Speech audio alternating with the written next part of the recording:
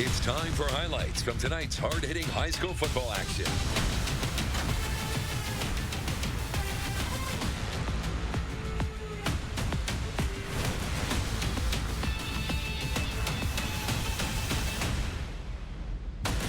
Sports Extra starts now. Sponsored by New West Sports Medicine and Orthopedic Surgery. Good evening, Nebraska. Can you believe we've already reached the halfway point as the season, as teams are starting to separate themselves, and tonight's game features two heavyweights as the undefeated Adams Central is taking on a one-loss Century City team. Now, Central City kicking off against undefeated Adams Central, holding a 13-9 lead at halftime. The Patriots say not so fast. Hyatt Collins bulldozes his way through the pile for a second touchdown of the night to put it AC up 15-13. Momentum then stays with the Patriots on defense. Leighton Weber chasing down Derek Pfeiffer in the backfield as he hucks it to the interception there by Jaden Techmeyer, who returns it into Bison's territory. Patriots now turn it into 7 points as Nick Conant with the Bisons extend their lead to 23-13, but Central City wasn't giving up. Kick return here for the touchdown as Pfeiffer lets it fly and finds his favorite target, Ashton Gregg, who has his man beat as the Bison are now back in front early in the fourth. CC then looking to seal the victory as Tyler Carroll intercepts the Patriots in the red zone, 4th and goal, but instead he pins the Bisons deep in their own territory. After a quick 3-and-out, Adams Central capitalizes. Sam Dirks fires over the middle as Collins retakes the lead as the Bison have a hard time marching down as Pfeiffer to Greggs down midfield to Techmeyer as Adams Central narrowly escapes this explosive game, 30-27. And our Nicole Weaving was there live. So Nicole, you were there. Take us through the composure of these quarterbacks. Darren, it was just a wild game, especially in the second half, as it felt like each team went back and forth holding momentum. But really the difference maker, especially for the Bison, came down to their quarterback, Derek Pfeiffer's composure. In the first half, Pfeiffer was 9 for 11 on passing. He completed 9 straight before he had that first miss, had 127 yards and a touchdown, just looked very composed in the backfield and led the Bison on two of 3 successful drives in that first half, which gave them the lead. Then out of the halftime break, he seemed a little scattered. The Patriots able to get some more pressure in the backfield on him. He was forced to scramble a lot more frequently, and that kind of limited Central City's offense from really getting going, and that allowing Adams Central to really start to build up their lead at that time. Massive momentum-changing play on that kick return touchdown, and that, I think, gave Pfeiffer a little breathing room to believe that he could settle back in, and he started to find, as we mentioned in the highlights, his favorite target, Ashton Gregg. That connection that put them up on top. And he continued to look for Gregg, and that was really working on that final drive, which could have been the tying or even winning drive on that last play. But in the end, still got frazzled in the end and ended up turning into that interception that sealed the game in the Patriots' favor. So a lot that Central City did well tonight. They'll look back on this one as just an outstanding game that came down to a few plays, and those 2 interceptions really just being game-changing moments that allowed the Patriots to not only take their secondary lead that put them up by 10 earlier in the third quarter, and then later in the fourth being the one that ultimately was the dagger. But for now, reporting in Central City, I'm Nicole Weaving. Sending it back to you, Darren. Can't have asked for a better game tonight. You definitely couldn't have. Pats moved to 5-0. Thanks a lot, Nicole. Next up, many surprise teams. Class A, the Kearney Bearcats. But are they really a surprise when the Bearcats defend the end zone better than Fort Knox, only giving up 17 points per game? Could North Platte change that tonight? Out to Cope Stadium, where this game was moving as North Platte controlled the clock in the first half. On runs like this, his offense runs Caden Jonason, pitches it to Colton Tilford, who picks up the first down. But 2 plays later, 1st and goal as Quinn Foster picks up the fumble recovery as the Bearcats defense comes up big. But North Platte's defense says they can play too as they force a 3-and-out in the Bearcats' possession. Back to the ground and pound for the Bulldogs as Brock Robley running between the tackles, picking up some tough yardage as this one was tied at 0 in the second quarter. You've got to be kidding me. The Bearcats again force a fumble, and it's recovered there by the big man Nolan Smith as the defense was stout. And it's now third offense for them to pick up as 3rd and 15. Trevian Beckman says, I got you. Xander Ruling, big first down. And then look at this pitch and catch. Beckman throws a dime to Cumpston. Look at his hands. Cumpston hauls this one in.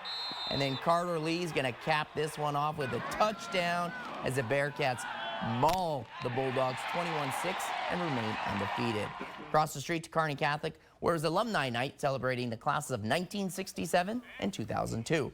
To the action now is the defensive battle early as Ripken Galloway stops the Stars short for 3 yards in a cloud of dust. Next ball is fumbled there, but it's recovered there by the Stars. They're forced to punt.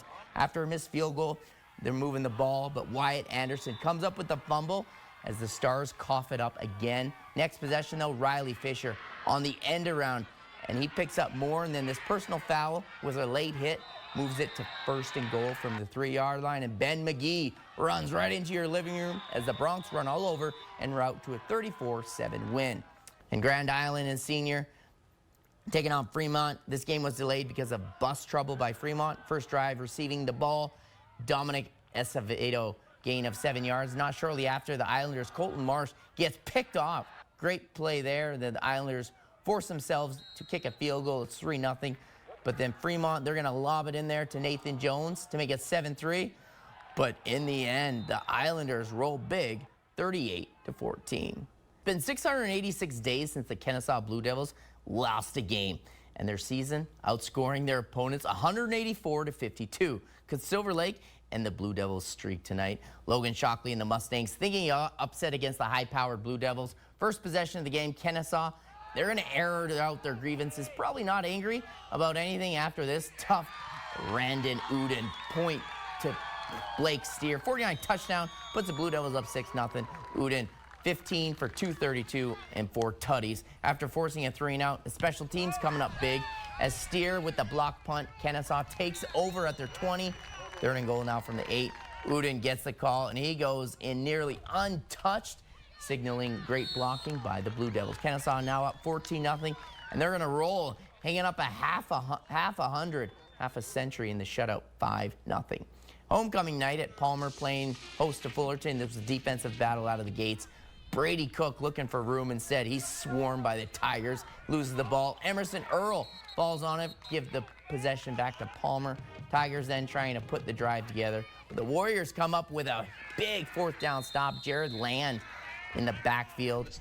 It's now 0-0 at the end of first. Second quarter now, Fullerton with the spark on offense. Aiden Norman gets a direct snap, swings it around to the outside, and he goes 20 yards for the deep gain into Tiger territory. Slew of penalties pushes them back. It's 4th and long. Levi Bader, he's going to come up, wrap up the tackle for another 4th down stop. Finally, some offense as Gatlin Reimers hooks up with Kane Cusero for the long Palmer touchdown to put the Tigers up 6-0 as they would go on to win this one 14-12. And Broken Bow playing Cozad tonight. In the Indians, certainly, they came to play tonight. Eli Coble getting things going for Bow with the keep, and he goes all the way 62 yards for the tutty. Bow leads 7-0. We're not even a minute in, folks. Bow still with the possession, and Coble once again sneaks through the line, advancing Indians lead, and a Broken Bow the line one more time. It's Connor Wells who pushes it into the end zone. The Indians now 21-0, a minute left in the first quarter, and the Indians' reign doesn't end there. Coble with a quick toss to Nathan Reynolds, who runs it across the goal line as Broken Bow with a monster 28-0 lead, just seconds into the second quarter, and they go on to win big 42-19. And the Battle of the Orange tonight is Lexington as the Minutemen were taking on Hastings Tigers. Lexington up 7-0 to start the quarter. Minutemen deep in the territory is David Naylor with a beautiful pass to Carpenter. And he goes front end zone right into your house. Touchdown is 14-0 with 11 minutes to play. But Hastings, they're going to answer back. Tucker Sinek loses the ball, quickly recovers it, and a short run into the end zone. Nice play there. I'm sure just the way the coach drew it up. Tigers looking for one more to tie this game as they get it right here. Sinek to Cooper Cole for the great catch to knot this one up at 14s. And just like Scotty McCreer, we're getting 5 more minutes as Hastings, they pull ahead and they win 21-14 in overtime.